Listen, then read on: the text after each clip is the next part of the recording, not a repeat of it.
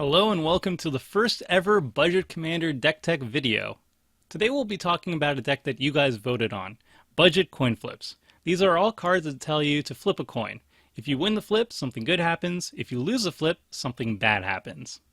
I must say that this is one of the jankiest and weirdest decks I've built for Budget Commander, but it has a lot of sweet plays and can win games out of nowhere.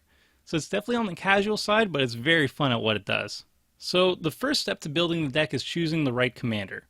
Unfortunately, there are currently no commanders that specifically deal with flipping coins, so we'll have to choose the next best thing.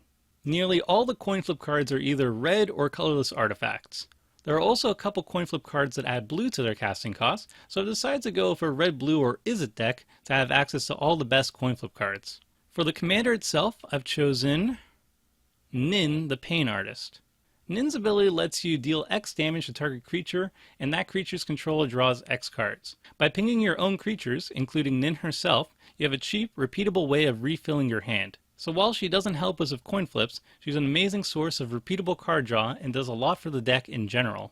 Now unfortunately, most of the coin flip cards available to us are pretty terrible. They all do something good and cost a bit less mana to do it, but since you need to win a coin flip for the card to function properly, you have a 50% chance for the card to backfire, which isn't great. However, there is still hope for the deck to work. We have a wonderful card that holds up the entire coin flip archetype, the chosen digit that points us to our salvation. Behold, it is Krark's Thumb. This sweet artifact says that if you would flip a coin, instead flip 2 coins and ignore 1. That raises the odds of us winning a coin flip from 50% to 75%.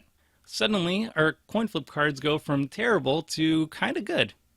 Because Krark's Thumb is so important for the deck to function, we run lots of ways to consistently find and put it into play. In fact, most of the deck's budget is spent on these tutor cards. Fabricate and Transmuting Muddle the Mixture lets us find Krark's Thumb. Tezzeret the Seeker can put it directly into play from our library, and cards like Dig Through Time look at the top chunk of our library for the thumb or other needed cards. So, once we've put Krark's Thumb into play, it's time to flip some coins. For the rest of the video, when I mention the odds of success of a card, I'm assuming that Krark's Thumb is out when we flip coins. Most of the coin flip cards deal with destroying creatures, but we also have a few sweet cards that do other things as well. Stitch in Time gives us a 75% chance to take an extra turn for only 3 mana, which usually costs 5 or more mana to do. Fiery Gambit is one of my favorite cards in the deck. If you win 3 coin flips in a row, which is a 42% chance, you draw 9 cards and untap all lands you control. The card does other things too if you don't flip 3 coins, but what's the fun in that? Planar Chaos is an interesting lockdown piece. Whenever a player casts a spell, that player has a 50% chance of having that spell countered. However, with the thumb out, you only have a 25% chance of having your spells countered. Game of Chaos is one of the weirdest cards in the deck, and the only red card that I've come across that actually drains life. You and target opponent flip a coin. The winner drains 1 life and gets the option of flipping again. For each round of coin flipping, the stakes are doubled. So first it's 1 life drain, then 2, then 4, then 8, then 16, and so on. Assuming your opponent stops the coin flips as soon as he or she wins, you have, for example, an 18% chance of draining 31 life with this card. Not the highest odds, but it's pretty hilarious when it ends up working.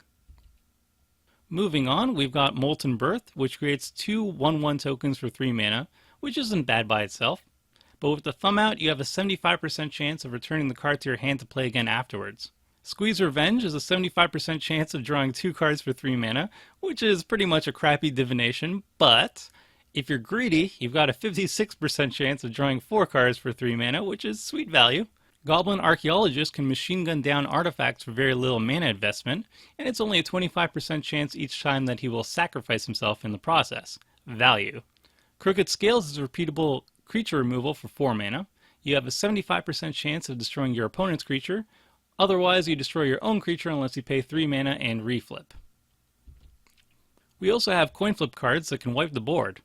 Puppet's Verdict destroys either creatures with power 2 or less, or creatures with power 3 or greater, and you have a 75% chance of destroying the creatures you want. It's also a mere 3 mana and instant speed, which is pretty crazy. Volatile Rig is also sweet. When it dies, you have a 75% chance to deal 4 damage to each creature and player. We've got some pillow fort cards. Tide of War and Impulsive Maneuvers will make your opponents think twice about attacking into your creatures.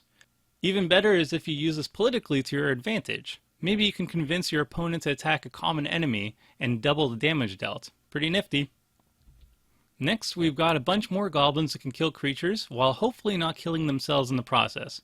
Again, with the thumb out, it's only a 25% chance that they bite the dust. Goblin Assassin is by far the coolest of the bunch. Each time you play a goblin, your opponent has a 50% chance of sacrificing a creature, while you only have a 25% chance of doing so. And here are two cards that synergize particularly well with the deck. Creepy Doll is a great deterrent against attackers, and since it's indestructible, you can ping it with Nin the Pain Artist to draw a bunch of cards without killing the doll in the process. Karplusan Minotaur is a sweet support card for the coin flip deck. Whenever you win a coin flip, you get to deal damage to target creature or player, and whenever you lose a coin flip, you can try to convince an opponent to take out the target that you want to hit anyway. It's usually a win-win situation and amazing for taking out mana dorks or low toughness utility creatures. Finally, we get on to our on-theme way of winning the game. Chance Encounter says whenever you win a coin flip, put a luck counter on it, and at the beginning of your upkeep, if Chance Encounter has 10 or more luck counters on it, you win the game. Chance Encounter is sweet, but does give your opponents time to destroy the enchantment before you do win the game. So how do we make it harder for opponents to stop us? Enter Frenetic Ifrit. This guy has a no mana cost ability that flips a coin. If you win the flip, he phases out. If you lose the flip, he gets sacrificed. The trick here is that you can activate this ability as many times as you want, and all of the activated abilities on the stack will resolve even when the Ifrit is no longer on the battlefield. So you can activate it an arbitrarily high number of times to guarantee winning at least 10 coin flips, putting 10 luck counters on Chance Encounter, and winning on your upkeep. If you play Chance Encounter and Ifrit on the same turn, for example, your opponents only have a single turn to deal with Chance Encounter before you do win the game. So there you have it, a sweet win condition for the coin flip deck. The rest of the deck is all built around this coin flip core. We've got lots of ramp to get things going, more ways to find Krark's Thumb, card draw to keep our hands full, disruption to stop our opponents from killing us, and protection in the form of counter magic and graveyard recursion to keep our board safe. If you want to read a more in-depth explanation of the deck, including upgrades and sample deck lists, you can check out the link to the MTG Goldfish article in the video description. If you enjoyed this deck tech video and want to see more of them in the future, be sure to like and subscribe. And if you want to see gameplay footage of future Budget Commander decks in action, let me know in the comments section below. Thanks for watching, and until next time, see ya!